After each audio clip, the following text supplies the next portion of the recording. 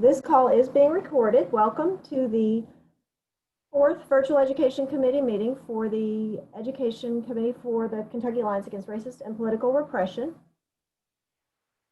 If you would like to make comments, please type STACK in the comments, and that alerts us that you would like to comment on what we're discussing.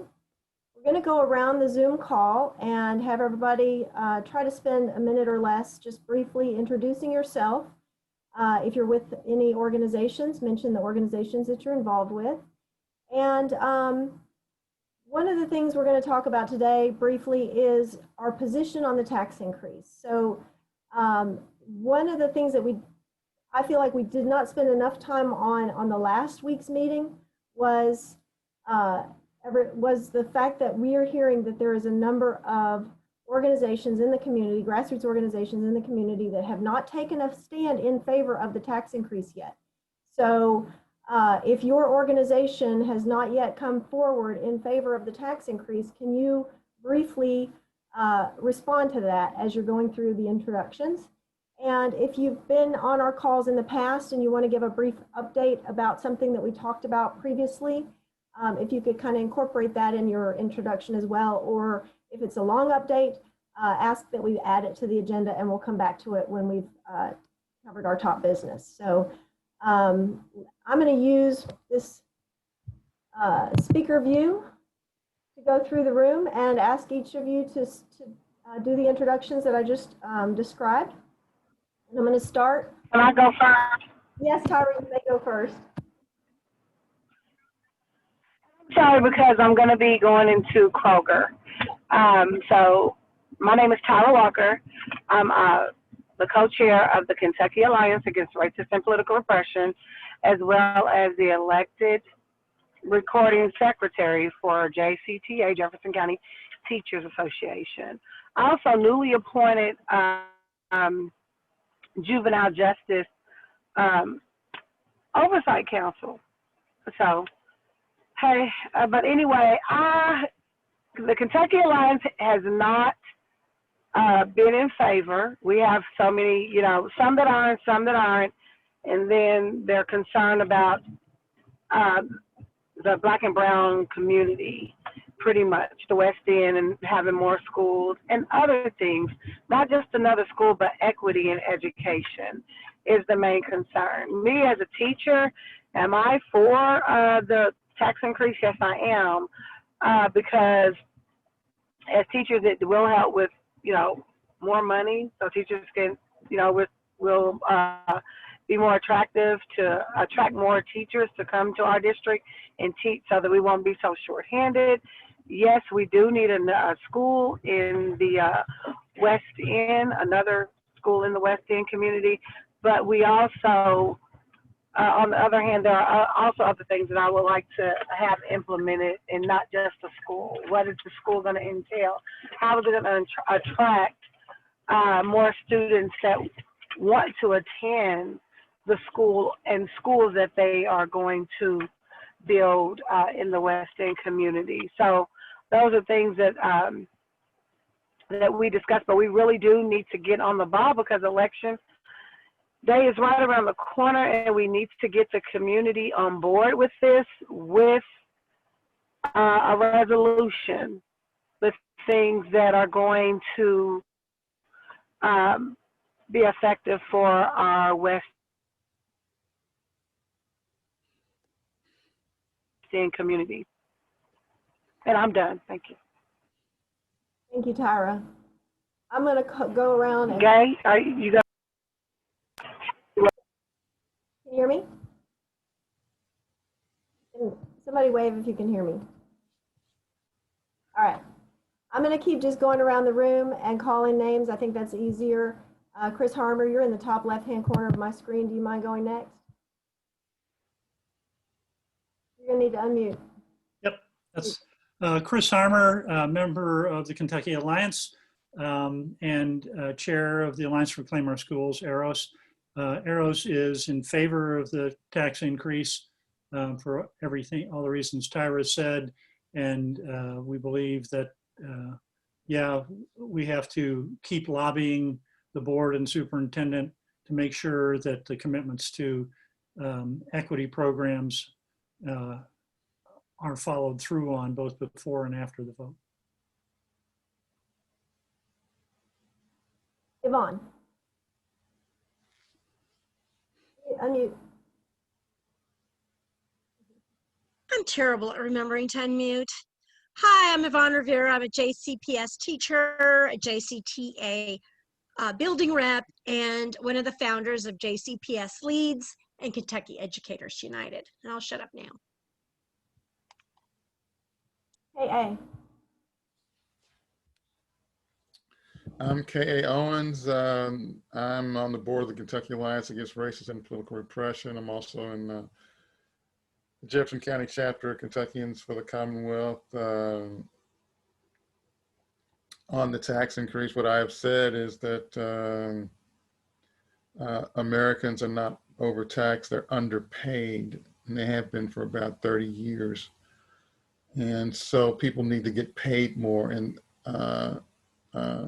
minimum wage should be about $15 an hour. So that's what I have said on the tax increase. Heather, do you mind going next?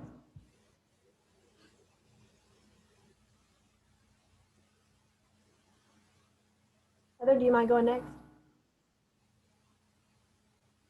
I apologize. My son was talking to me. I need just a minute. That's no problem. Next up, I see Lisa Wilner. Hi, everybody. Let's start my video back up. Yeah, I'm Lisa Wilner.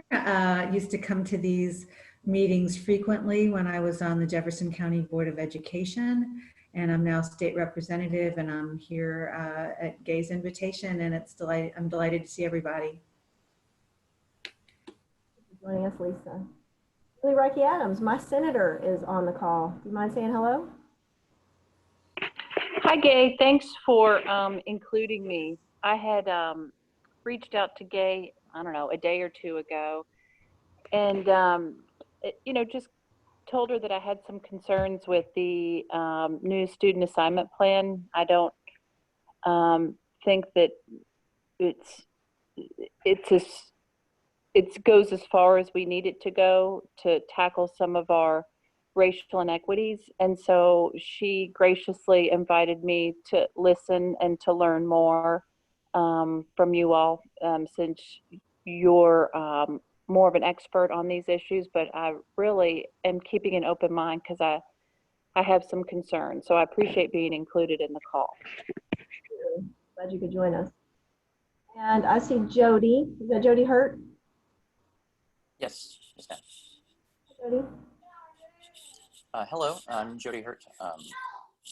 It's kind of a dumpster fire in my house. The end of NTI, day number 407. So you'll have to excuse any screaming that's coming from the next room. I am a candidate for, I'm not really sure what the district is because they keep changing. I keep being told different things, but I'm a candidate to replace member Chris Kolb for Jefferson County School Board. And I was invited by Gay just this morning, I think. So thank you very much for the invitation. Thank you for joining us. Heather, do you want to try now? Yes, I apologize for the interruption. My son was talking to me just as you called my name. My name is Heather Burns, and I'm the Outreach Director at Commonwealth Theater Center. Actually, Gay, I believe you invited my coworker, Alicia Roby, who's our program administrator, and she wasn't able to attend, and so she extended the invitation to me and asked me to attend on her behalf. Our theater organization is very involved in the school system, and our organization is invested in the community and the welfare of everyone. So I'm here to learn. Great. Thank you. Thank you all for joining us. I'm going to move on to the next slide. And we're going to introduce our guest. Lisa is our keynote, if you will, our guest speaker today, Lisa Wilner. And before I turn it over to her, I kind of want to set the stage a little bit. we're not going to go, we're out of courtesy to the people that have been coming to the calls and participating in the work thus far. We're going to try to spend less time revisiting decisions that have already been made in the coalition work, and just move forward as if these are decisions that have been made. And then at the end of the calls, if there are some concerns or things we want to backpedal on and revisit and how did we get here, we can save those kinds of questions for the ends of the call. So I want to just start with a slide that explains a little bit about where we are in this process. The Kentucky Alliance is the home of the People's Agenda.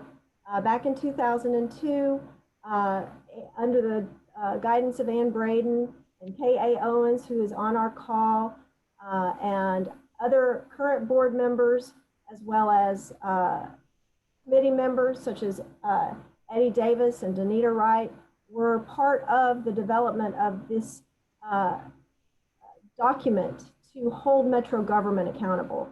And at that time, they came up with 8 committees. Education was one of them. And at this time in our history, where we are holding our district budget accountable, and we have a list of demands specifically for JCPS, the Education Committee met for the first time 4 weeks ago and voted to make a motion to revise the education component of the People's Agenda to include the JCPS budget and to present a list of demands to JCPS in an effort to get a resolution passed that shows the district's support to the People's Agenda. So in a nutshell, that's what we're doing. The next slide I have is that we're trying to get a warning out. This feels prickly to a lot of people because when I go out on social media and I say, wait a minute, not everybody supports the tax increase yet, then as the messenger, the bearer of that bad news, I often get criticized. How can you not support this? Don't you understand how critical it is? Yes, I do. But we don't have buy-in from the community that is most impacted. And so this coalition is coming together to raise that red flag. And over the past 4 weeks, organizations from the PTA to Black Lives Matter to LSURG and Kentucky Educators United and Louisville PTO, I'm admitting Latasha Harrison onto the call as we speak. So these organizations have come together and wanted to do what we need to do to make sure the district is responsive to the concerns and the needs of the most impacted community. And we're not there yet. So this is a warning.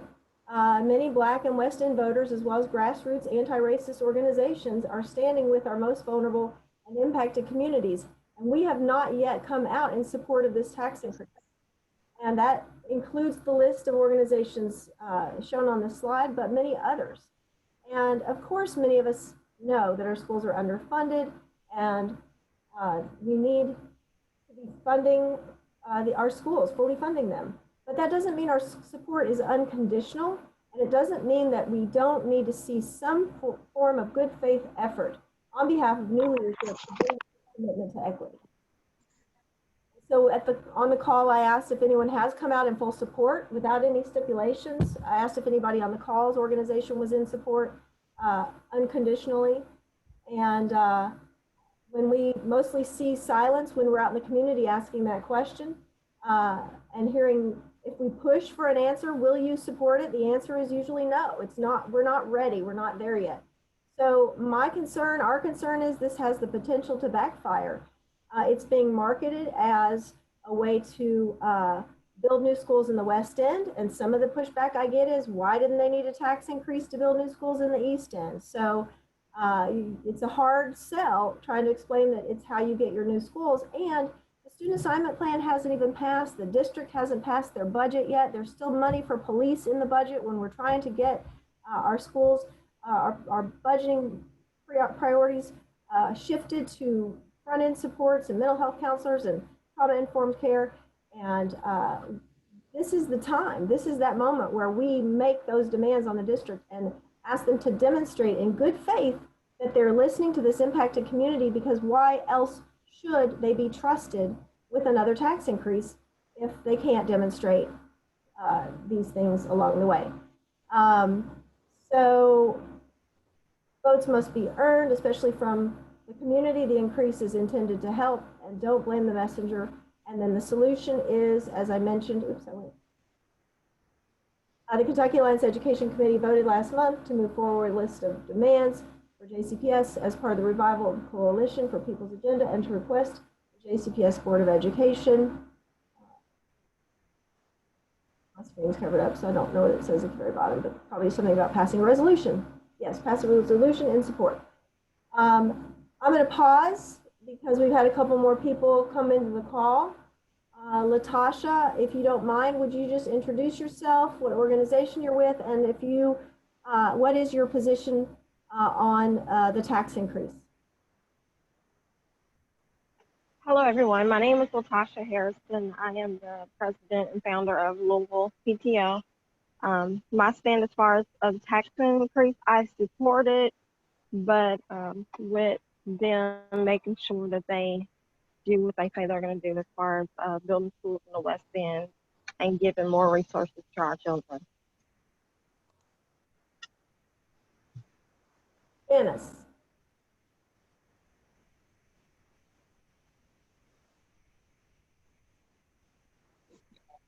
Hello, can you hear me? My name is Janice Baldwin Gutter. I'm an adult education instructor and facilitator for Purdue. I support the tax increase for the schools. I don't have any children immediately right now in the schools, haven't had for quite some time, but I do support the increase.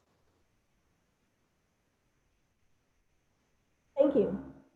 Okay, I'm going to keep going on the next slide.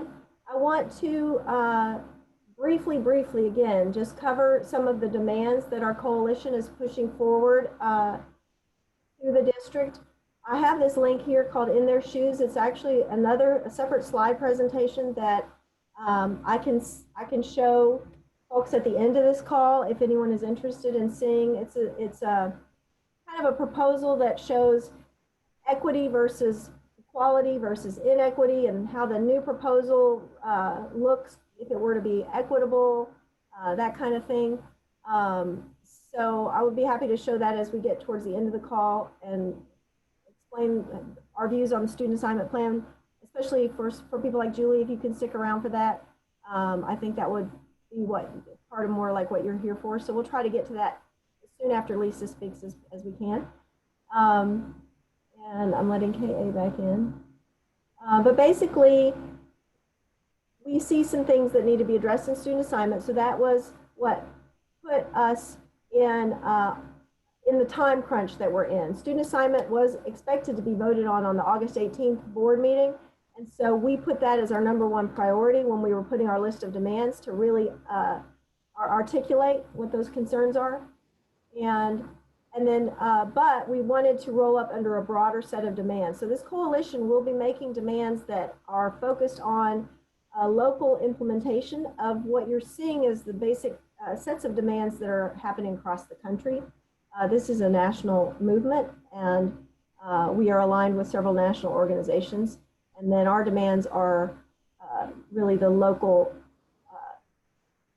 how that plays out at the local level.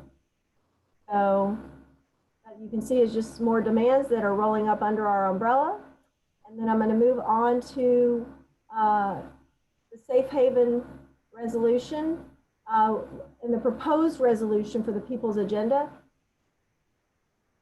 this is a slide that I made just to kind of set the stage as I introduce Lisa.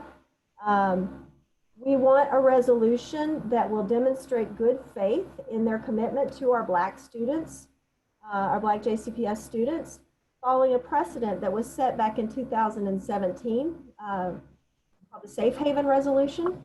And Lisa Wilner, who is our guest, and as she mentioned, is a current House rep, but also a former JCPS board member.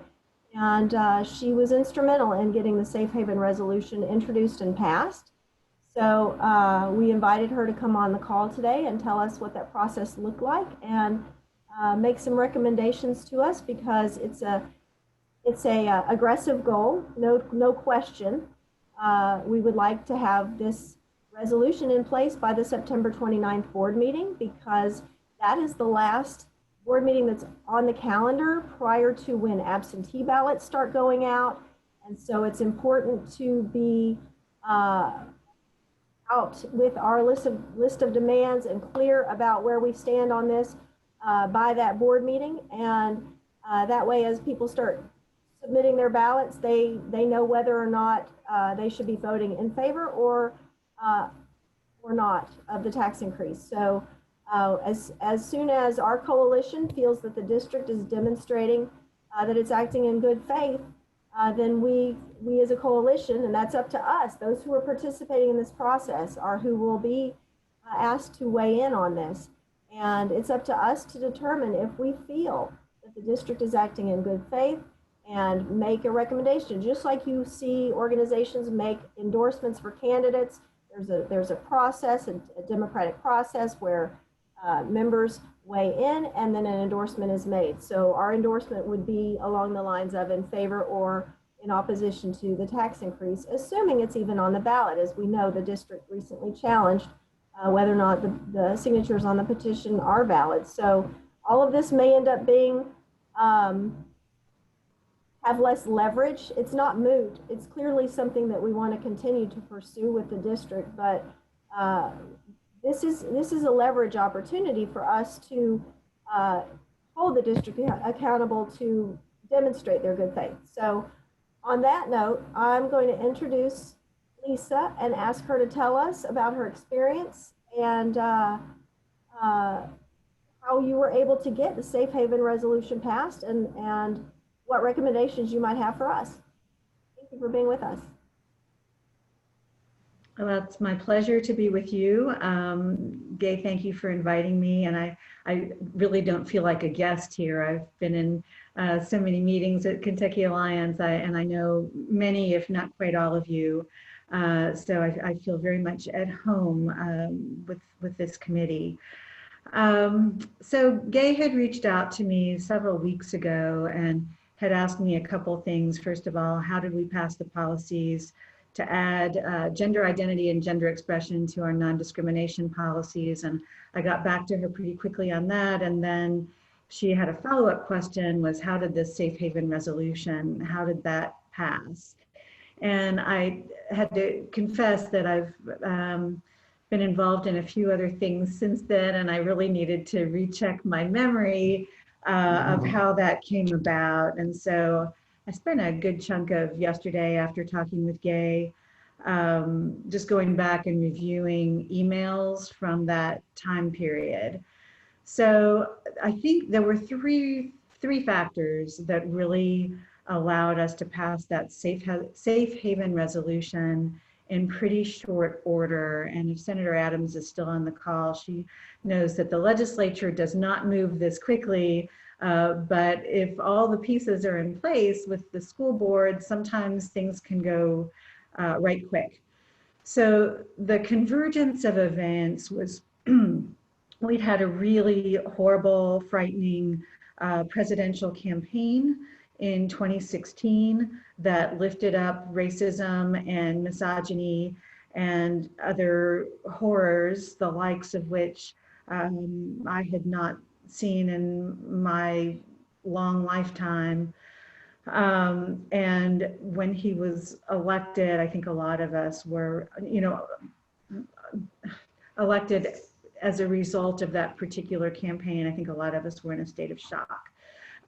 So after we came out of our shock, I think there was a lot of feeling of, we got to do stuff. We got to do stuff. And of course, the big rallying cry in that campaign was build the wall, this very strong anti-immigrant sentiment. And for the district, the school board district that I represented, which has lots and lots of immigrant students, immigrant families, it was horrifying. And I was hearing stories every day of kids crying themselves to sleep and, people hiding, literally hiding under trucks when ICE raids were coming through, and really frightening stuff. I reached out to an organization that I was a part of called Local Progress. It's an organization that's affiliated with the Center for Popular Democracy. It's organizations that would have a lot in common with the Kentucky Alliance Against Racist and Political Repression. Reached out to them for resources. I was pretty quickly sent some policies that were being proposed in some California school districts to address the anti-immigrant sentiment. So what I could find was that the first email that I sent to our then superintendent and fellow board members was about December 4th, saying, hey guys, here are some policies of people trying to address this situation within their public school districts. So the first element was that we had a national crisis, really. This was an issue very much on the forefront of people's minds. We are in a similar moment right now in our city and in our country. Then second, we had a school board member, somebody on the inside who was very interested in driving this forward as quickly as possible and was pretty relentless about continuing to send examples of policies and so forth. The third piece was that I was able to quickly mobilize community groups, community stakeholders, and then they were in turn able to mobilize other community stakeholders and to just show up in droves to really push this forward.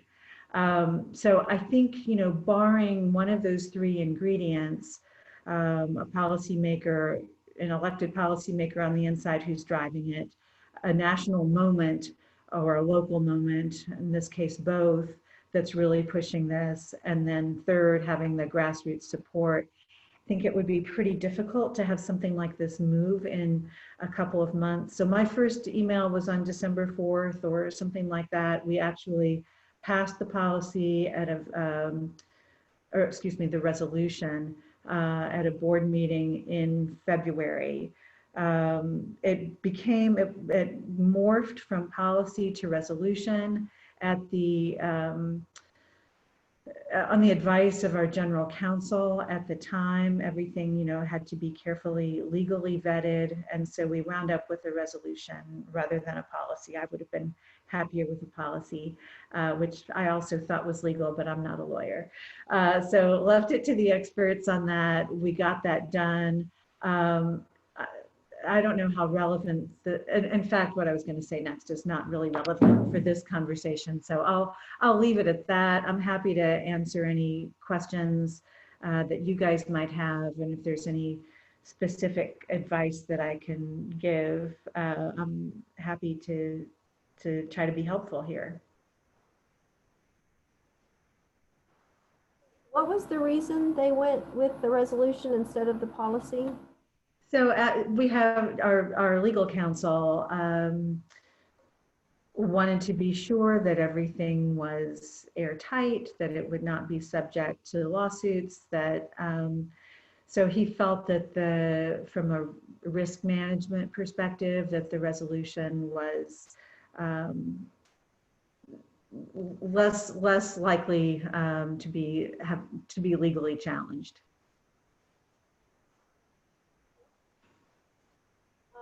Does anyone else have any questions?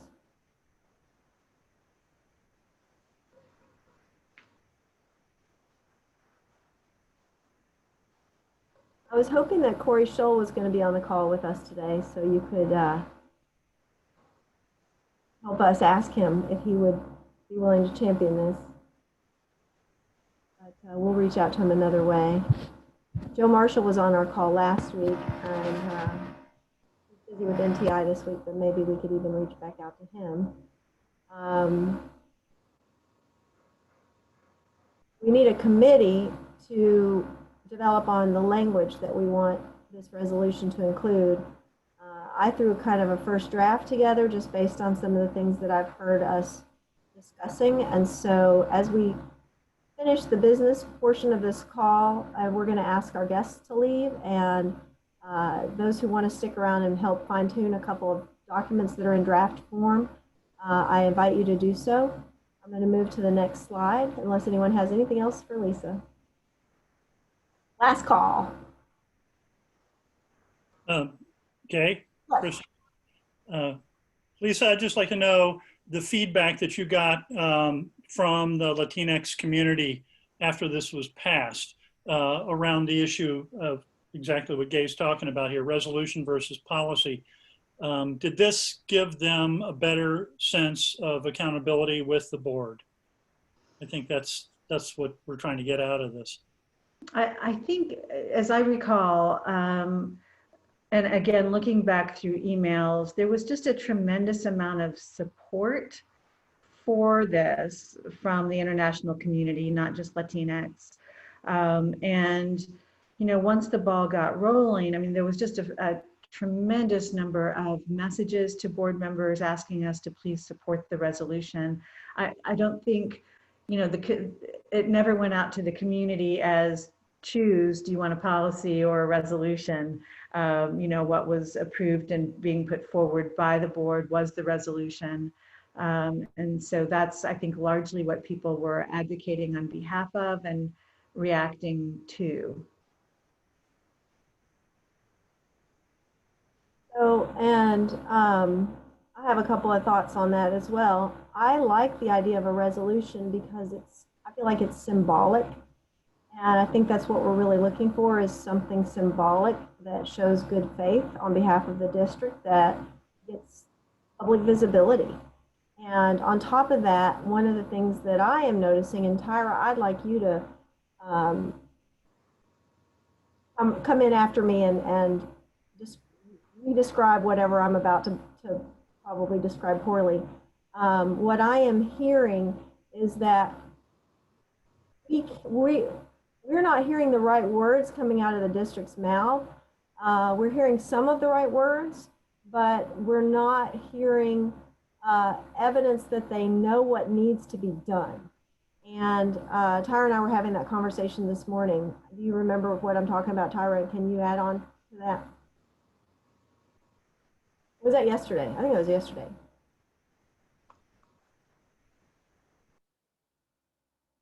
She's on her way to work or at work, so she may not be able to talk at all.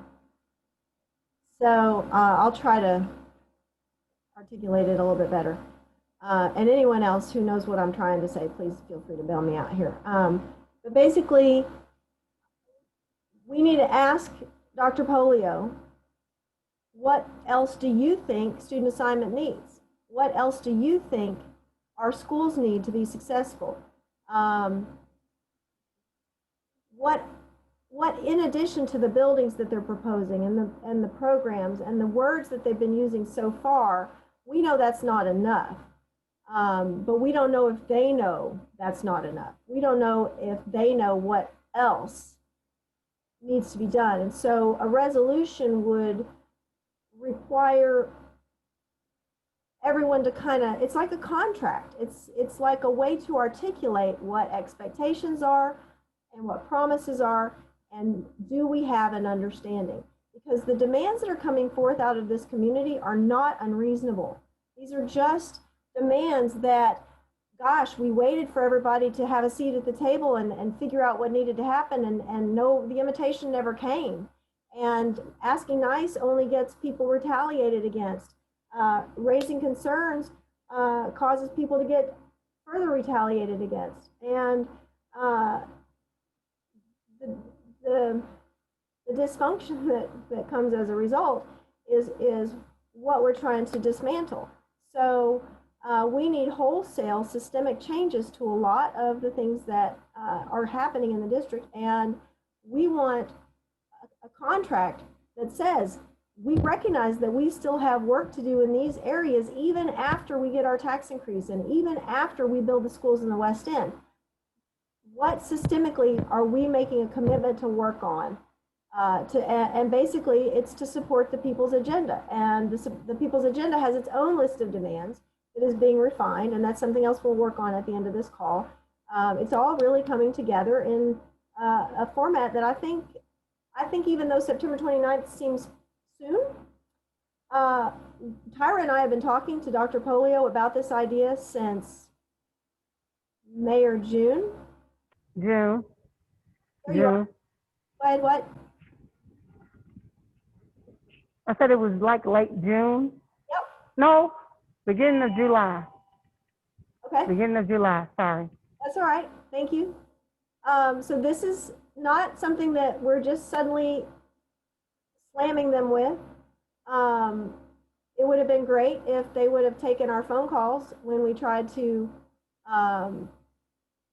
raise some of these concerns that are presented in this slide. Dr. Polio stopped returning my emails, I think on August 7th, and text messages. And I was hoping Corey would be on here so I could ask him to ask Dr. Polio to please restore communication and also to make it possible for us to speak at board meetings. We still can't speak at board meetings since COVID started. So we have to write up a letter and submit it, and it's filed with the minutes. It's not read in the meeting.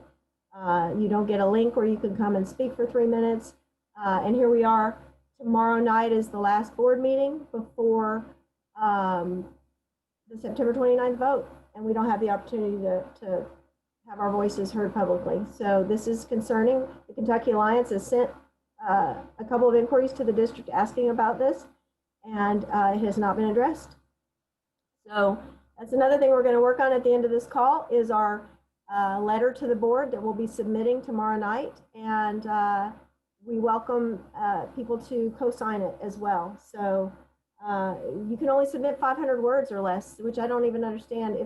If it's not limited to a video or a link while you're speaking live, you're submitting your notes. Why is there a limit to the number of notes if they're just going to be filed with the minutes? Like, why would you need to put a limit on how many words? So it's really, really oppressive and not acceptable in this moment where we're experiencing pandemic and a movement for Black lives, and our NTI disparities widen by the minute. So who's not? Oh, I got 2 people in the waiting room. Hold on. I'm going to pause at that moment and welcome 2 more people that just came in. I see Danita and Daniel coming, and Daniel's still blinking. Yvonne, you're muted.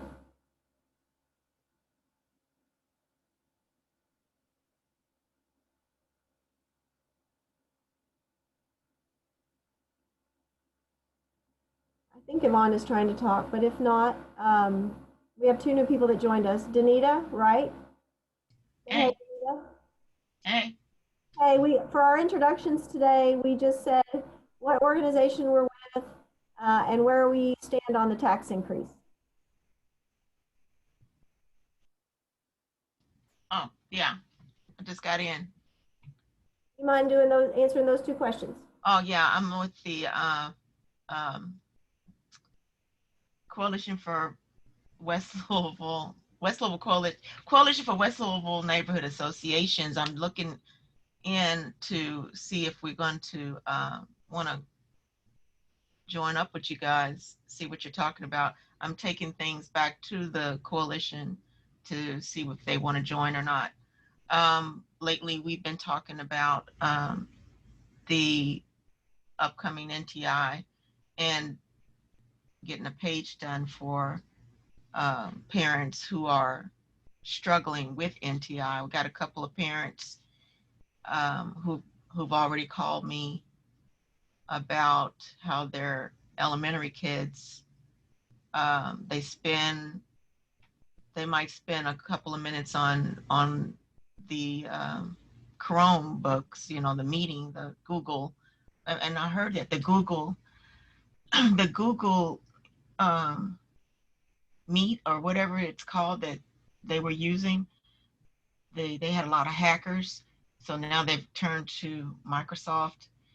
But the kids have an overwhelmingly, well, a couple of parents are talking about an overwhelmingly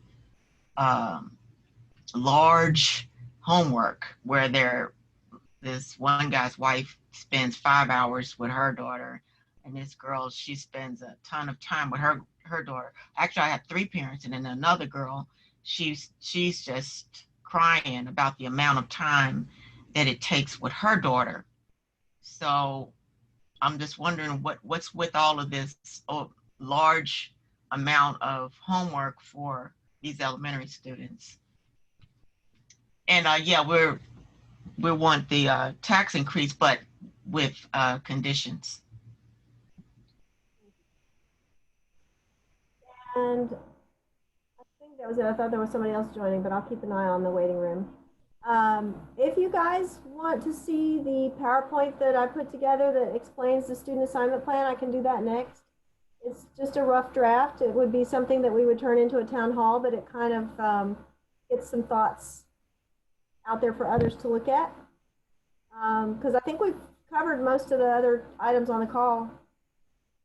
Unless anyone has any questions about anything.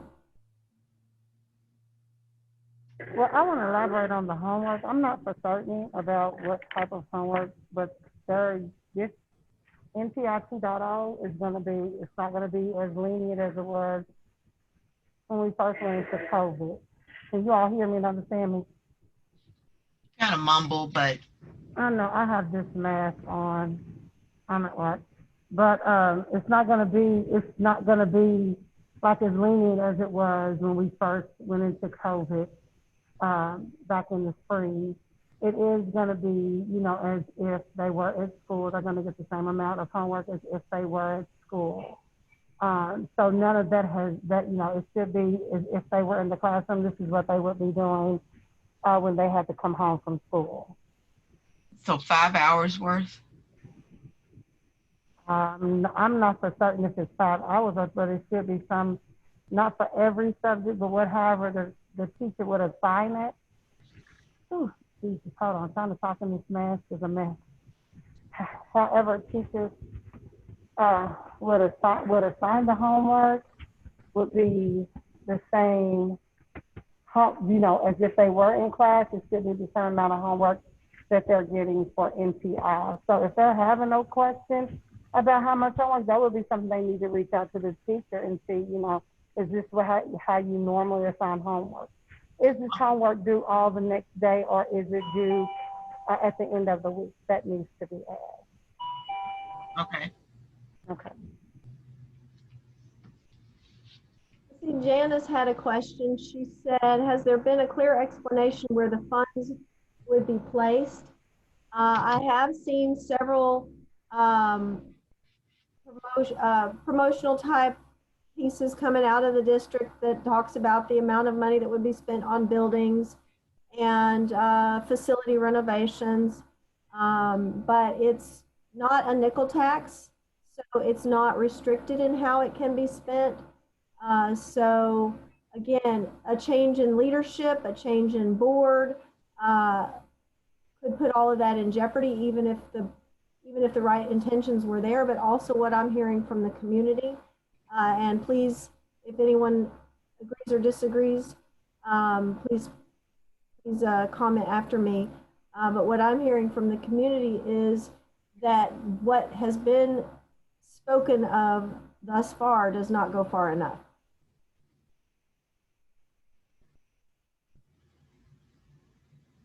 And I see Yvonne has raised her hand. Yeah, I'm just going to go back to what Danita was saying. I am not sticking up for the teacher. Let me begin by making that most clear, because her expectations should be clear and clearly communicated. However, there's a chance that the stuff's not due the next day or even on the Friday. I made my stuff due Sunday night at midnight.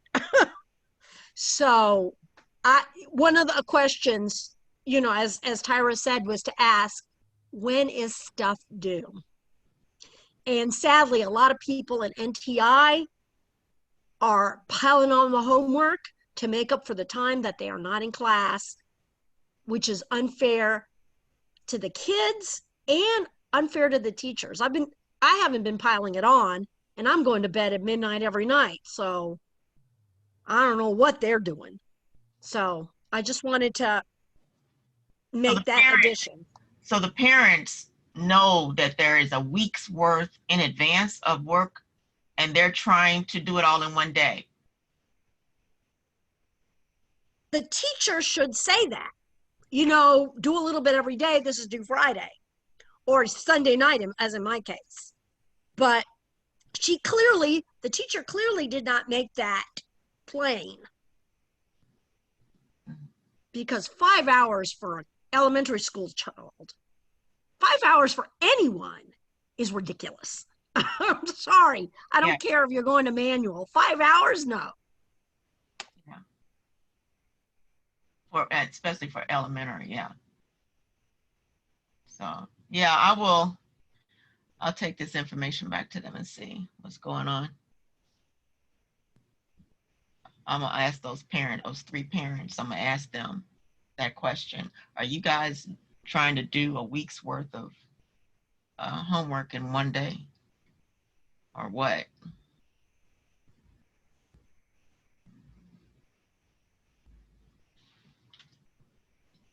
Okay. I think somebody else, yes. We're just joining. Hey, Daniel. Hey. Welcome. We're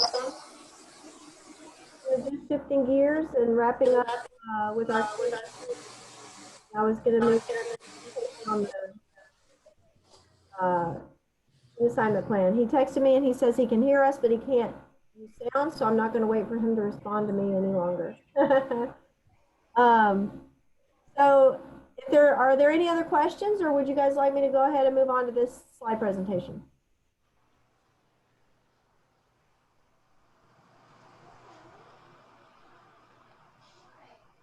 All right then. So this is something that Yvonne and Greg and I met last fall. It was an idea we had to kind of take the message out to the community, especially East End and South End communities, outside of the West End, I should say, to tell the story a little bit better about our current student assignment plan. And this is a slide I added just because there's so much happening right now that no one anticipated. And we're in the midst of a pandemic, a movement for Black Lives. Louisville, Kentucky is the home of Justice for Breonna. We've also got the key U.S. Senate race here in Kentucky. So all eyes on Kentucky, hood to the holler. We are the 24th largest school district in the U.S. We recently stopped implementation of charter schools and vouchers. We prevented a state takeover of our district so far. We removed a school board chair who had ties to Illuminati, as we called it. We fended off the privatizers and the Tea Partiers. We replaced a terrible superintendent. We got rid of our education czar, as some of us like to refer to him tongue-in-cheek. And we got rid of Governor Bevin, who was anti-public education. So these were all, the bullets at the bottom are all victories that we've accomplished thus far. So don't underestimate our community, and don't underestimate this moment in our history. So the next slide. This is our current student assignment plan. It's inequitable. What I mean by that is, if you look at the area around Shawnee, you can see that it's got lots of little colored squares chopped up into different color blocks. And then around the rest of the district, we've got large color blocks. So Shawnee High School, this is the high school map, is a dot that is kind of in the midst of that kaleidoscope that you see. And then in order to fill Shawnee, this gray area that is a panhandle that goes along the Portland area, along the river, and down into the highlands. That's how we backfill for students to attend Shawnee. So I'm going to remind you of a cartoon that you've probably seen between the difference between equality and equity. Equality, everyone has the same size boxes regardless of your ability to see over the fence. With equity, the boxes are shifted around. And so the person who has the hardest time seeing over the fence gets more boxes than the person who doesn't need a box at all. And you may have even seen an additional take on this cartoon where we see liberation. If you remove the fence completely, then you don't even need the boxes. And in the terms of student assignment plan, that might be the equivalent of us actually having desegregated housing and fair, equitable housing all over the city and great schools in every community. But since we don't have that, we have to work on achieving equity in our district. But what we have is inequity. And what I mean by that is, you see I added a cartoon on the left-hand side that is as if we have taken, our student assignment plan acts as if we have taken the tallest student who already can see over the fence and given him the 2 extra boxes or the extra box, while we take the student who can't see and take away his box completely. And what I mean by that, I'm going to go back to the student assignment plan again and show you. In order to achieve diverse schools, we've taken our community that is the most disenfranchised and we've taken them out of their community. We've added barriers to their experience. And those of us in the rest of the district, we can choose to apply to attend a school in the West End, but we have the option, first and foremost, to attend a school close to home. So if you were to compare this to an equal plan, this is not equal. This is inequitable, right? So equal would look like this. Now Shawnee would have one big contiguous color block, and everyone who lived near Shawnee would have that as their first choice. Well, that's what the dual resides is going to do. It'll give Shawnee residents the opportunity to choose a school close to home, but that doesn't necessarily mean that students will attend. And again, all that is equal. It's still not equitable. If you wanted to make JCPS equitable with their student assignment plan, I have some bullet points I forgot to cover while we're still on equal. If we only wanted a plan that was equal, everyone would have access to a quality school close to home, but schools would become more segregated. And as Brown versus Board of Education taught us, separate is not equal. But what if the West End magnet-only schools could take on a resides population and help pick up and absorb some of the students who want to attend school close to home, give them more options?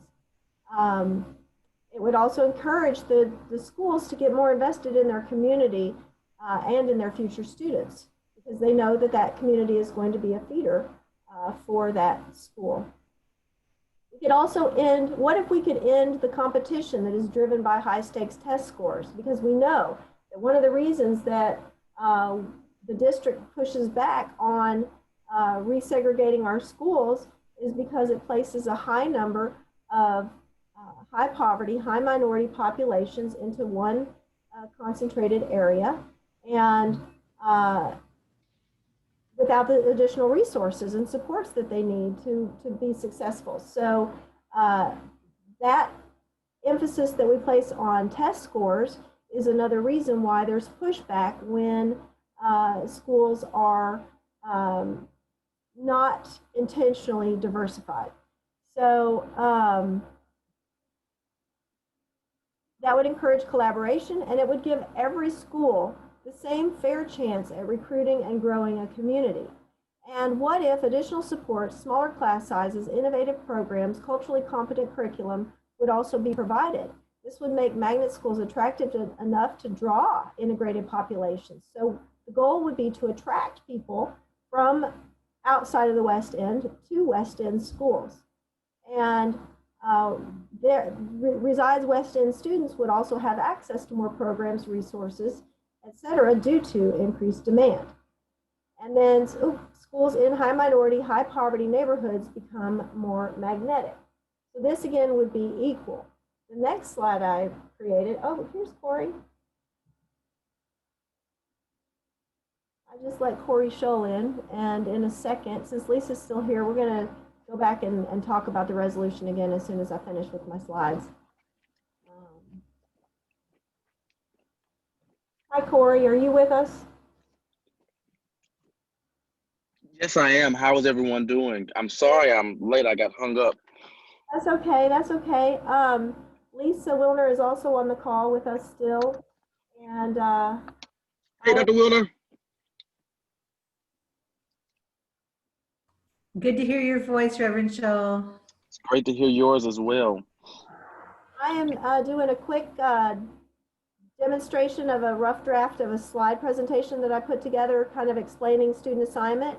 So if you don't mind, I'm going to just finish these slides out, and then I'm going to go back to the resolution conversation, because I would love for you to hear and engage in some of the dialogue that we were having earlier, if you don't mind. Is that all right?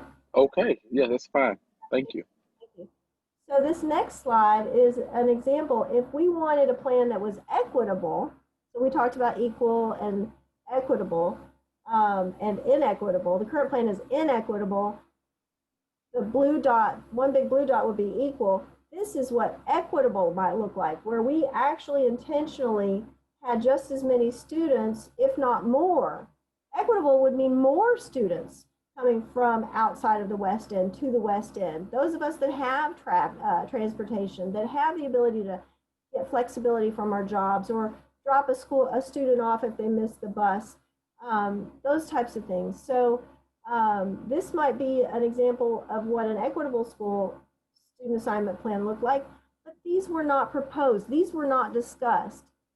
Equal or equitable were not even part of the conversation. Instead, oh, and here's the follow-up slide I made for that. If we achieved a plan that was equitable, schools would become integrated organically.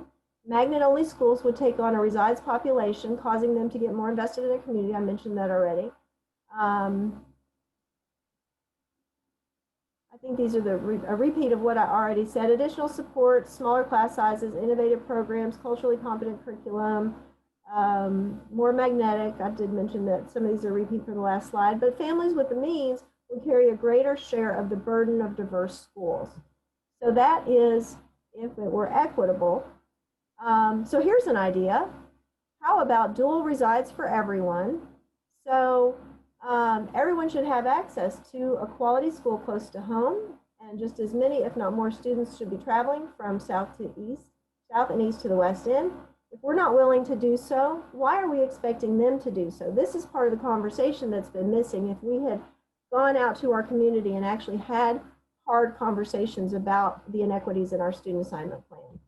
It is a discriminatory student assignment plan now, so just because we're tweaking it, all we've done with this proposal is rearranged the schools that students are assigned to within their boundaries, and that's great. It needed to be refreshed, but it didn't take a look at the big picture. It didn't take a look at what we know to be the burdens that are placed on our families. And after 2.5 years, pandemic, movement for Black Lives, this proposal comes up short. And so we're asking the district to go back and do a REAP, which stands for Racial Equity Analysis Protocol. And it's a test that you can run different systems and decisions and procedures through to determine where the inequities are. And the district has done a REAP on pieces of the student assignment plan, but it's never done one on the whole thing. And so that's what we would like to see. We have to know the extent of the disparities so we can know how to move forward. And this is on the left is the proposal, and on the right is the current plan. And I just said, meet the new boss, same as the old boss, because the rest of our community is really not impacted by the changes that are being made to this. And this rearrangement is not something that I was hearing from the West End community that was their #1 concern. So it really feels like window dressing. I'm going to, just 2 more slides that show some of the cause and effect. We've seen the dots on the bottom right-hand slide show alternative schools and where a lot of our students that attend alternative schools live. It coincides with our student assignment plan and the students that are bused and spend more time being bused out of their communities. So that's clearly not, 10 years later, it doesn't seem to be benefiting our students. And the dots on the left-hand side show the schools that have lost their site-based decision-making power. And then this is just a screenshot poverty and race correlates with outcomes. And what we have is high concentrations of students that are tailing out, I think is the term, where the disparities are widening. And so you can see the racial makeup, the free and reduced, I sorted this list by free and reduced lunch, and you can see how the schools with the highest percentage free and reduced lunch also tend to have highest minority populations, have the lowest PTA fundraising ability, have the lowest test scores, are on the CSI list with 1 star, and have lost their SBDM power. So you can see these correlations and know that part of the solution is how we assign students to these schools. All of this is something that needs to be looked at with the REAP.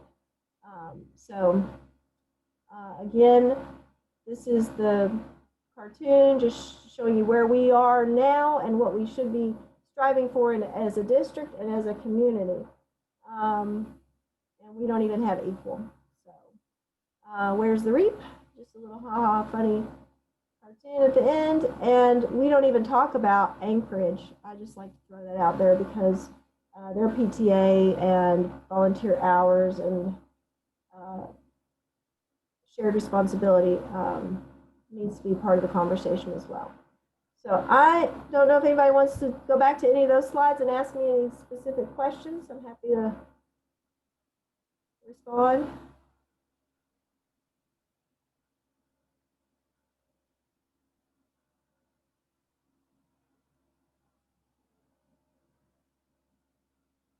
Anyone? Such a good class. I'm going to jump back to the slides that have the resolution. Hey, Gay, this is Daniel. Can you hear me? Yes, hi, Daniel. Hey, okay, I wasn't sure I pushed the unmute button properly. I'm using a different version of the app. What exactly can we all do as, for lack of a better term, ambassadors of change on this, other than just follow your lead? Is there anything that we can be doing right now? Do you want us spreading on social media the alternative plans? Do you want us talking to people face to face? Are you wanting us calling the school board members not named Reverend Shull? What is it, the action item for us? You know, that is a really great question, and some of these items are more ready for prime time than others. At the end of this call, I have, in fact, I can jump down. This is the conclusion slide. So there's 3 documents that are still in draft form, and once they are finalized, then we will be ready to go public with them. The letter to the board is the most urgent because the board meets tomorrow night, and we're trying to be part of their program, the board minutes. So we've got a draft letter that we are going to be circulating and asking people to sign. So if you agree with the content of the letter, if you want a chance to see it and sign it, then we'll send you an invite to do that. Greg Tishner's just now joining us. And then there are some events coming up. There's going to be some town halls. That slideshow that I showed you was a sample, an example of a town hall we might try to do. We've been talking with PTA and PTO about possibly coordinating something together that we take to the parents at schools, non-West End schools, I should say. And the press conference, the Kentucky Alliance does every Sunday at 10 a.m. Our next, keep coming to these committee meetings because this is where we keep the work moving forward and get more input. And that's every Monday at 4:30. And then the September 29th resolution, once we have something more concrete to take to the public, then yes, we will ask you to help us amplify those demands and contact board members with specific messages that we continue to roll out as the demands become more finalized and as the language on the resolution becomes more finalized. So right now, signing the letter for tomorrow night's board meeting is the most urgent. And yes, also talking to community members, just helping them understand that our student plan a student assignment plan is needs more work, much more work, in order to earn the support for the tax increase. So this is the slide I have for the resolution. Pastor Scholl, if you and Lisa could maybe chat for a minute about what she talked to us about earlier, and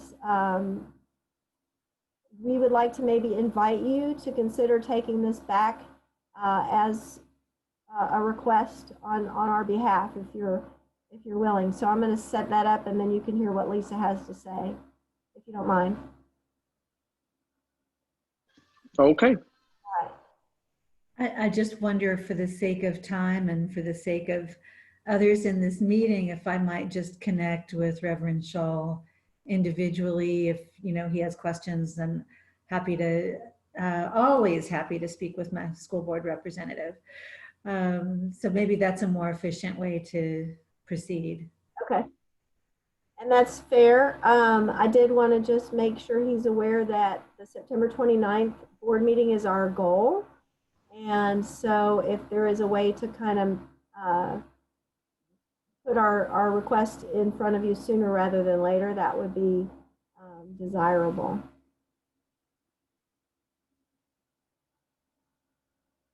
That sounds good. I'll work with Dr. Wilner, and then maybe we can circle around either at the end of the week or the top of next week, and figure out strategize a path forward. That sounds terrific. Thank you so much. Did anyone have any comments or questions about anything that we discussed so far today?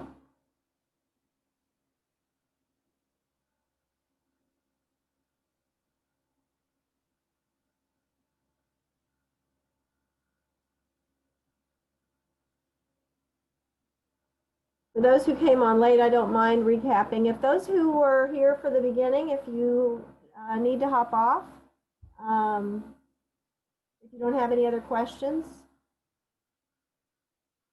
I think that would be understandable. And then for those who came on late, I can recap some of the things that maybe might have been missed.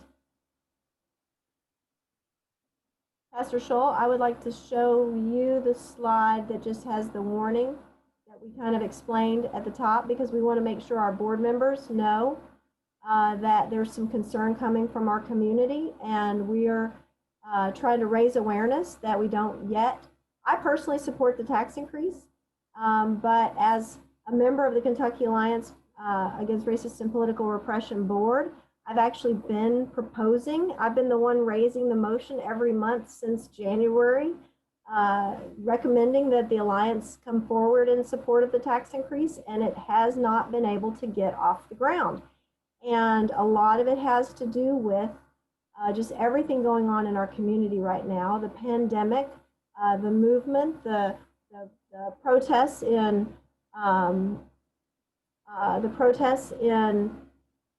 Justice Square Park, all the political things happening here in Kentucky. We are front and center for a lot of what's going on.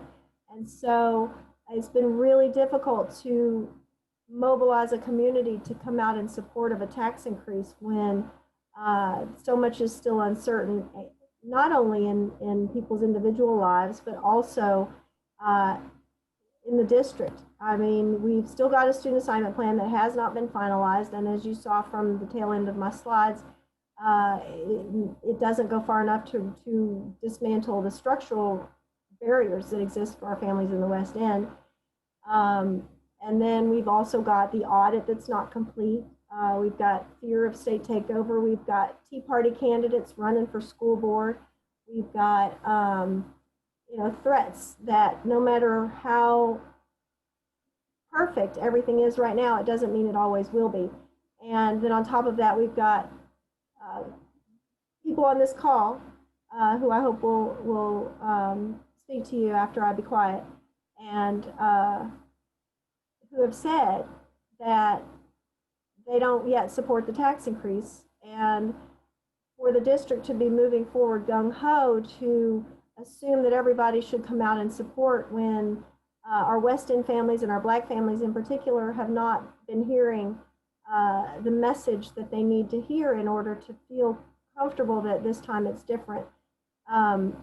We just want to raise that awareness and bring it to your attention. And myself and Latasha and Tyra and Danita have offered to meet with Dr. Polio. I sent him an email on August 7th warning him that we feel that this proposal without the right damage control could backfire on him.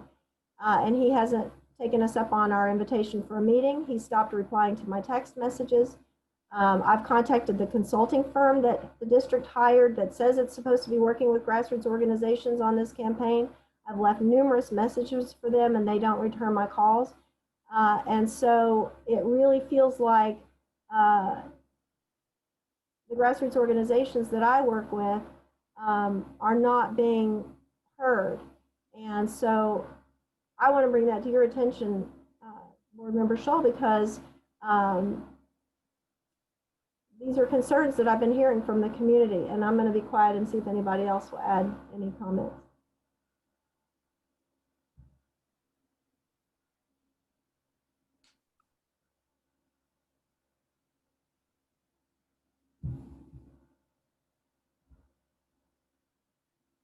I will say, I think Diane Porter has some of these concerns beyond certainly committing to just building schools in the West End, and that it's important what resources in terms of teachers and technology goes into those schools, so that what is a good piece of student assignment, the dual resides program, doesn't turn into warehousing. So it's critical that the community hears some signal about commitment to do more than just build those schools and what those schools will look like. And I understand that this board can't commit to what goes on with a new board, but to the extent the superintendent and existing current board members can, I think they need to do that. Right. So are you supporting the idea of a resolution, Chris? I'm supporting pressing for this in whatever format. I want to see the resolution, but yeah, we're open to it.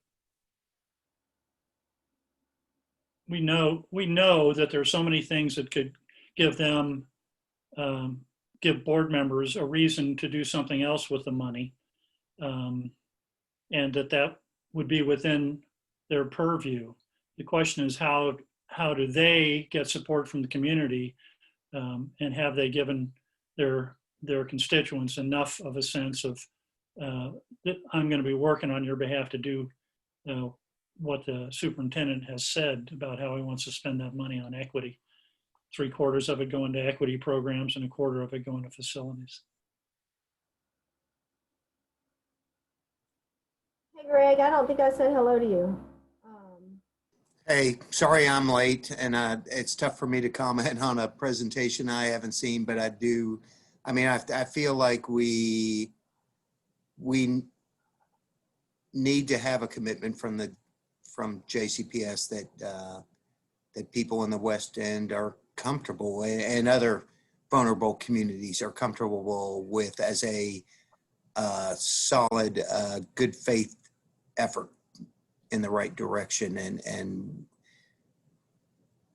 we need to be addressing, inequities that have been built up over the history of this country around education, and I think in helping to craft some of these demands that we're asking for, I think we're definitely taking a step in the right direction, and I appreciate everyone's time being here and listening.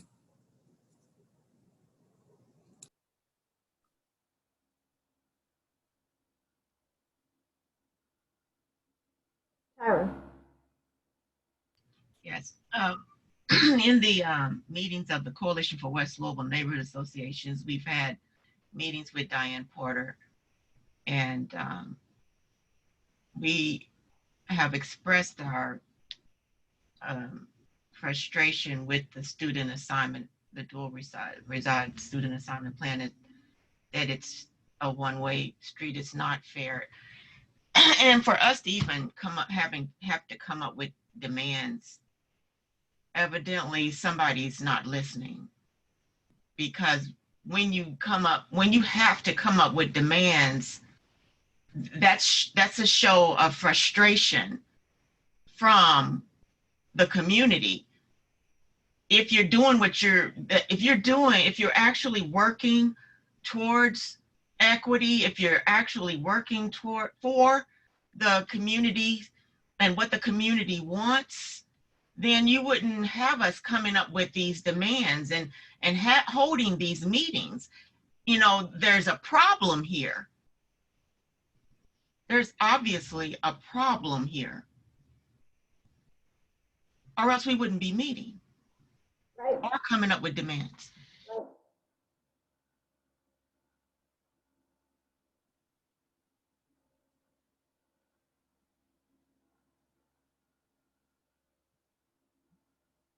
Latasha can't speak, but she wants the district to really make a commitment in writing to ensure that changes will be made for our children. There's so much frustration right now. I've been in so many meetings that we were feeling shut out and shut down. Yep. I've been in a lot of those meetings myself.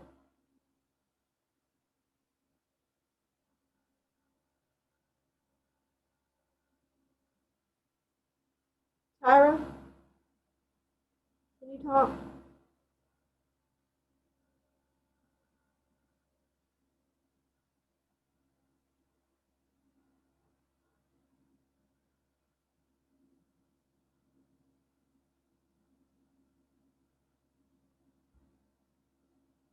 All right, so with that said,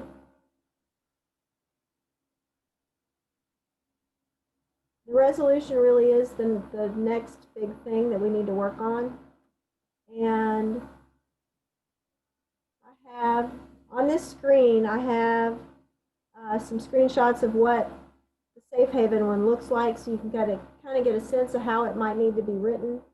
And Lisa, since you're still on the call, Dr. Wilner, or are you, did I just, yeah, you are. Okay, my screen just went small. Dr. Wilner, since you're still on the call, do you mind if I ask you what suggestions you might have as to where we can refine the language? Since you had some templates, I think, that you got to draw from. Is there somebody in the district, kind of like a Jonathan Lowe or somebody whose job it is to help write these in a way that's gonna, like the LRC would if you were working with a legislator? What do you recommend we do to try to get this ball rolling? Yeah, so first of all, Lisa, rather than Dr. Wilner, please. And so I had some sample policies for Safe Haven for K-12 in the wake of Build the Wall.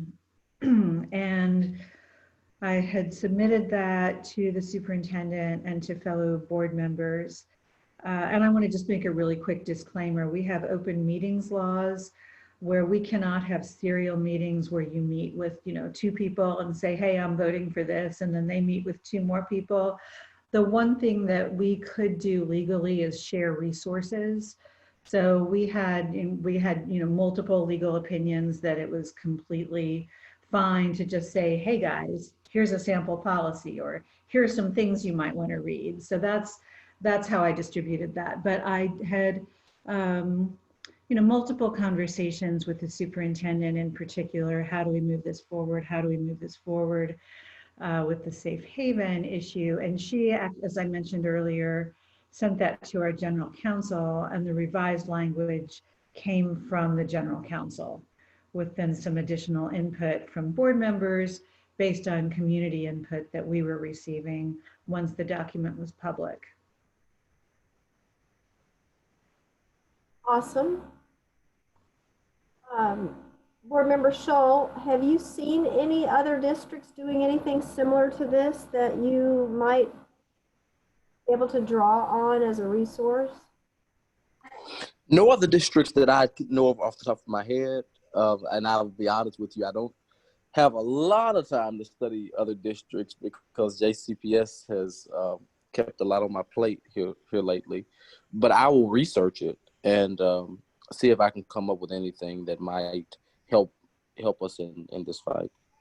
That would be amazing. And my prediction is that we might even be a leader. This may be something that our district could be a model for others to follow as well. So this could be something kind of exciting that's part of our story.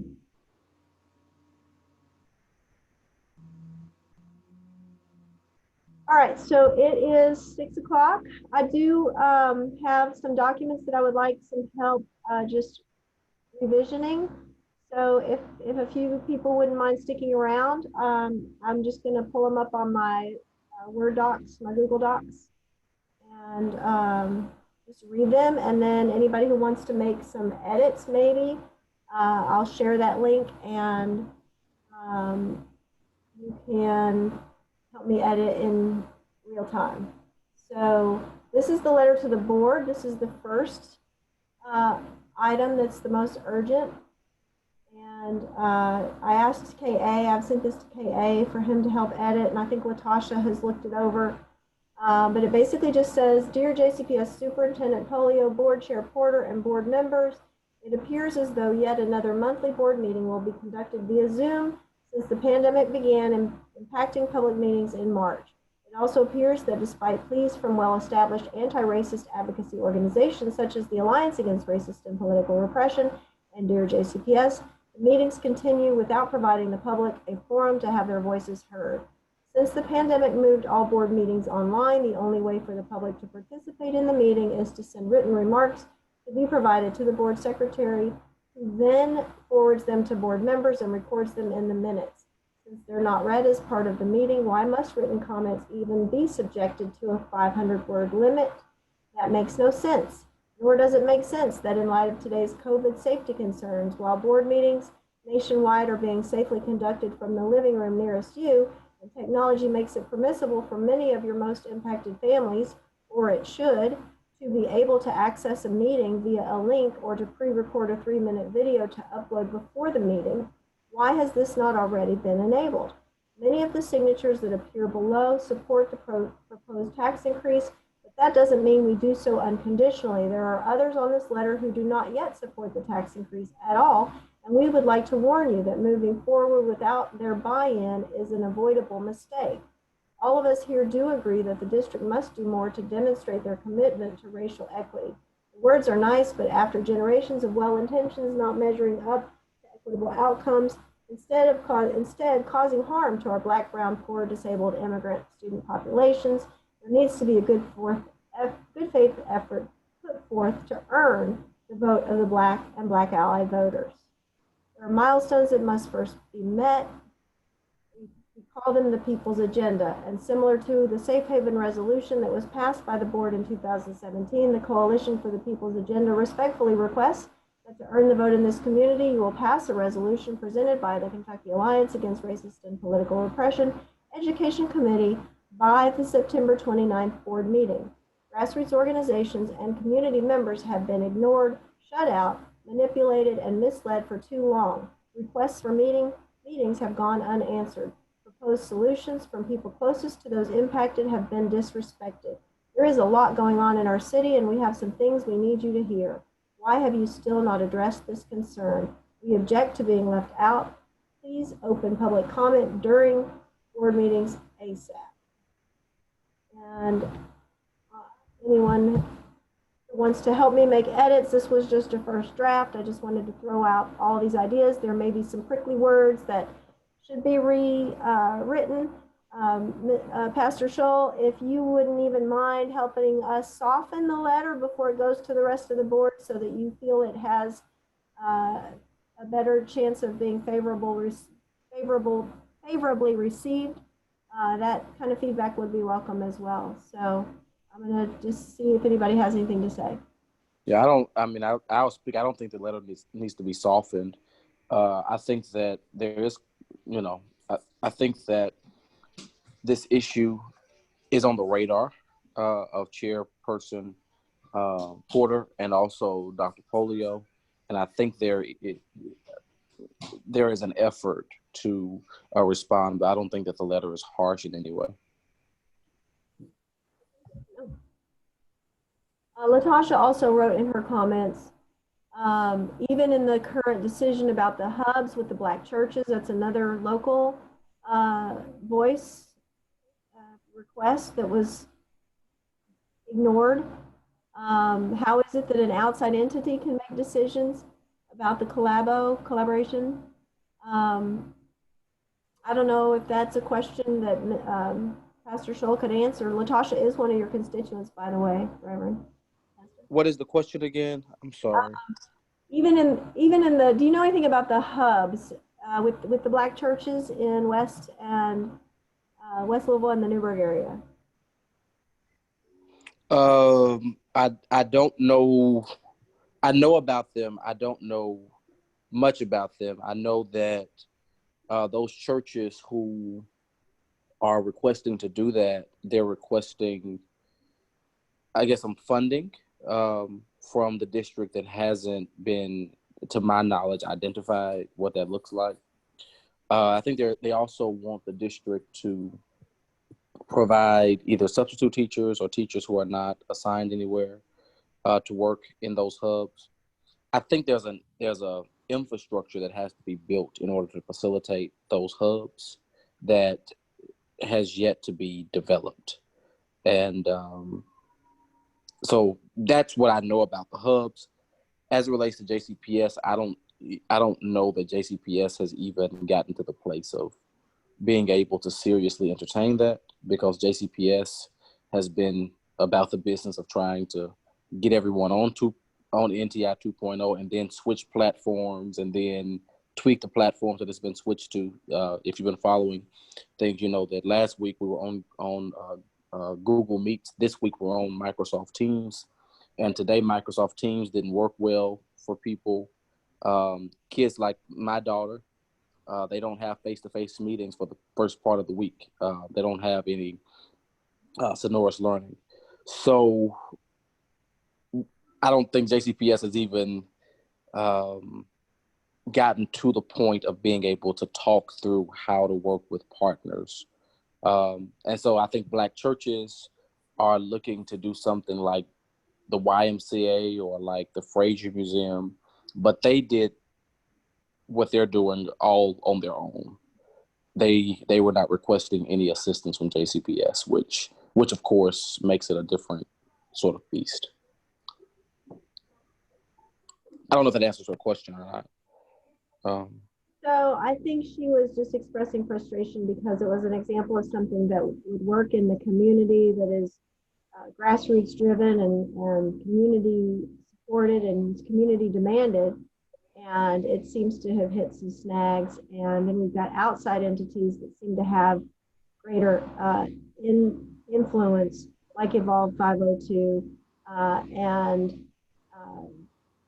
Compassion Schools and some other groups that, because they seem to be well connected, have a seat at the table while everyone on this call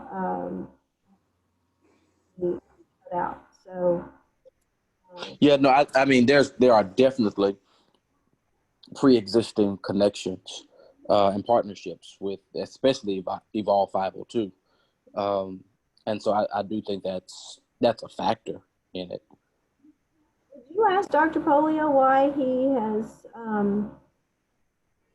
not been available to hear our concerns and our ideas about how to petition the tax increase for success?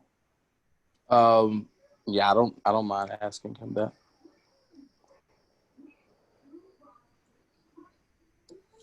So that's this letter. If anyone on the call is interested in signing it, can you let me know and I'll send you a link so you can help me refine it.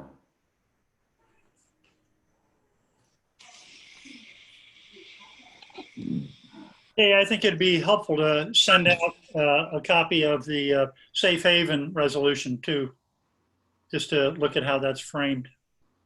Send it out to the board? Or to who? No, send it out to this folks here. I'd like to see it if you have it, Um, and as well as your letter here. okay. I will send an email around with links to these things that we've discussed. And the next, let me see if that's the right. This is an example of the resolution that I just started throwing ideas down. Just some whereases, some statistical data that kind of set the stage as to why a resolution is important, and then be it resolved, and then something along the lines of what it is our people's agenda demands are. So that's still real early in the draft, but it's something to look at. And then this is the demands list.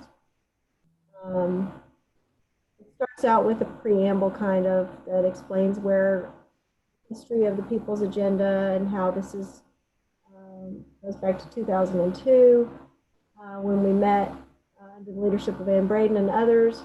And in fact, Ricky Jones' name was on the original people's agenda. Was he here? Would that be the same? Is there another Ricky Jones in Louisville? That's him. Plus KA, plus Danita, who was just on our call, plus David Lott, who's on our current board. Several people that are still around were part of the original People's Agenda back in 2002. And those are the 8 areas that the coalition met and agreed to address. And then last year, when Danita was our interim chair, we held our first revival of the People's Agenda, and a 9th issue was added. That was social problem solving and debt reduction. And then over the course of the last several years, the Kentucky Alliance Education Committee has been meeting and refining our list of demands for JCPS. And so kind of what I covered at the top of the call, just how this evolved into the revival of the People's Agenda. And we align with several national organizations that have like the Demand Safe Schools list of demands that includes police-free schools and a moratorium on charter schools and those types of things. And then we also support National Educators United, call for a national teacher strike, call for national solidarity around a set of demands. So these national organizations have reasonable demands that are nationally part of the movement and on the right side of history. And so we have adopted those organizations and their demands, and then our demands roll up under them and have a local implementation of how we achieve these national goals. Because the crisis created by the inequities in JCPS is urgent and disparities are widening exponentially under NTI and the pandemic, we have set forth the following immediate demands that the district should address in order to show good faith in how committed and expeditiously they are able to move toward racial justice. Again, these demands are still in draft form, and we invite you to attend Alliance Education Committee meetings to share your thoughts as we continue to fine-tune this working document. This is a living working document as it was back in 2002 when it was first created. And so these are the demands. Here we go. We demand the district perform a live REAP on the entire current student assignment plan and present these findings to the community before October 13th. Explain how the tax increase will enable the district to reverse the damage that has been done to this community for decades. While you are waiting for the 21-22 proposal to take effect, remove the application barrier for West End students so they can apply to attend a school close to home. Protect from the slippery slope of resegregation that the one-sided dual resides proposal creates by offering dual resides for everyone, and make a commitment to use the findings from the REAP to determine the extent of the changes that must be made going forward, such as setting a plus or minus 15% student mixed ratio goal that must be achieved by 2030. Again, these are all just things to see what edits people might want to make, but it's a starting point based on the feedback that's been collected at the previous meetings. The next demand, we demand the district collaborate with NTI learning hubs in critical needs areas located in Black churches and community centers in West Louisville, Newburgh, and Shively areas, be funded and supported by JCPS, and encourage certified teachers to help tutor students in learning hubs. We demand, I don't think that one got finished. The triaging of the students has to do with, as school resumes, back to school, focus on high priority students who are currently truant and not being served through NTI, and use hubs for those students, and use the schools for this, I want to say ECE students, but I want to make sure it's not early childhood ECE, but exceptional child ECE. And those are some concerns that came about on one of our last conversations, and I just haven't put the words down on paper yet. The next one is, we demand the district use the September 29th board meeting where the 2021 budget is expected to be approved to demonstrate their commitment to divesting from any budget items that perpetuate racist, harmful, punitive, reactionary processes, and investing in authentic front-end restorative healing learning practices. Specifically, we demand the district divest from funds from SROs or any private security agencies, standardized testing, and invest early childhood education, racial trauma, culturally competent curriculum, mental health counseling, progressive community engagement, and restorative practices at a minimum.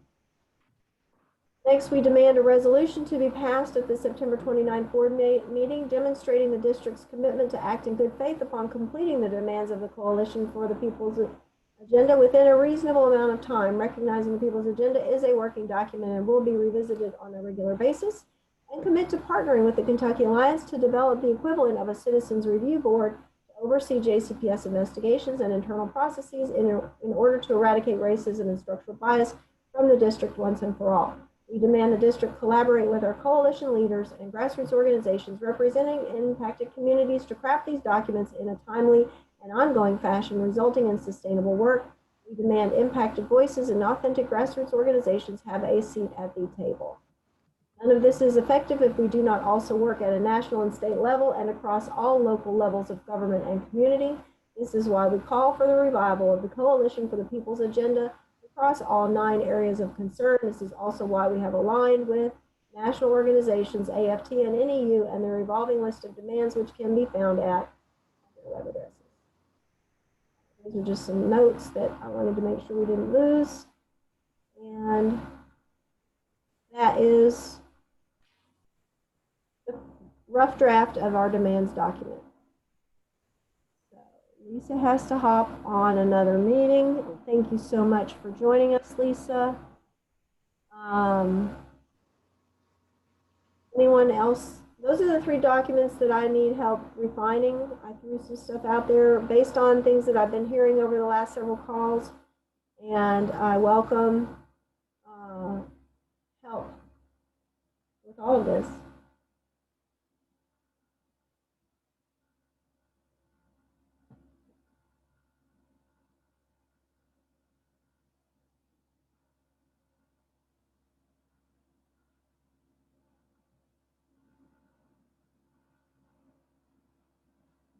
Board Member Scholl, do you see anything on here that you can take back to your board, just kind of help them know what's coming?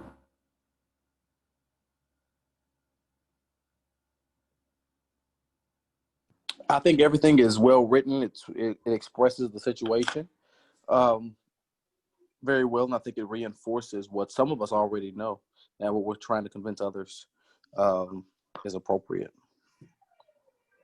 and necessary.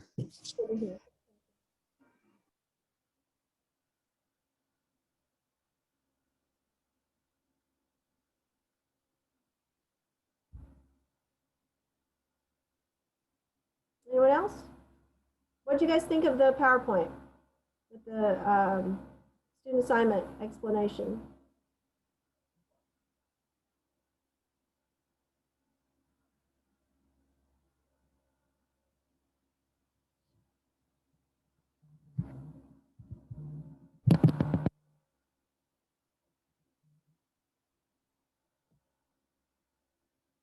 Anyone? All right, well, will send a follow-up email. You guys are not very talkative today, but I appreciate you sticking around till the bitter end. I'm sorry, I didn't see it, Gay. I will let you know I've reached out to Anastasia that's done a lot of work, and I'm hoping to connect her to this conversation on the student assignment specifically. Okay, good, thank you. So I mentioned the investigations. Since Board Member Scholl is on the call, I would like to also raise concern that we've received some evidence. Evidence is probably a strong word. Examples of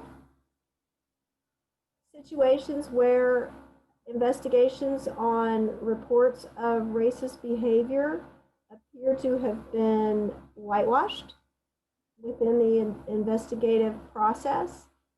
And I've raised that awareness with Jody Wren, who is the district investigation point person, and have not been satisfied with her willingness to get at the root of the concerns. I have additional information that I want to forward to someone so that it can be looked at more seriously, I guess. And I don't know what to do. I don't know what to do with that information. Do you have any suggestions?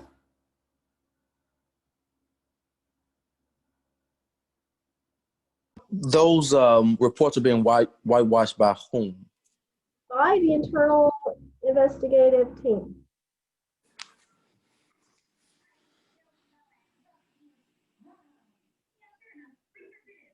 Mm.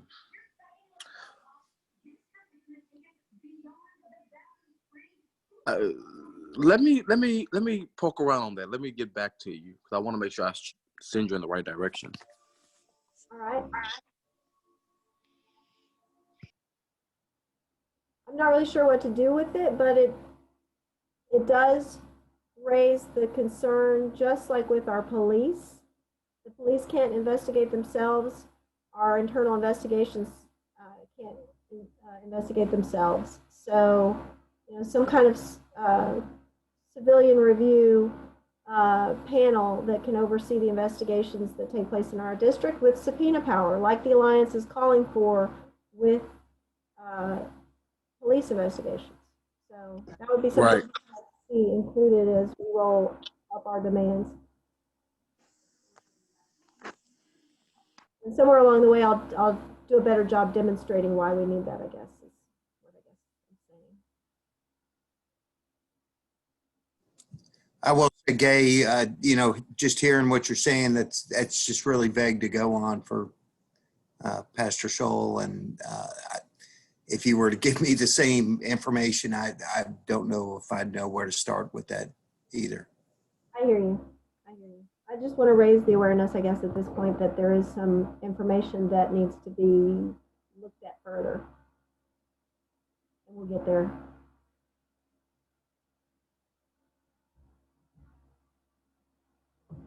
So that's all I have.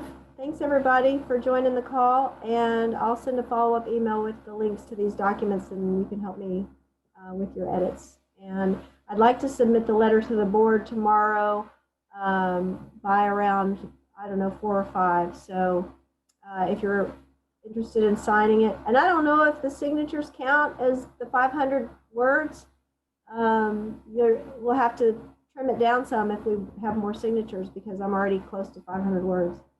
So, but I want as many people that want to sign it on it as possible. We'll figure out how to pull it down later. So. All right, everybody, thank you.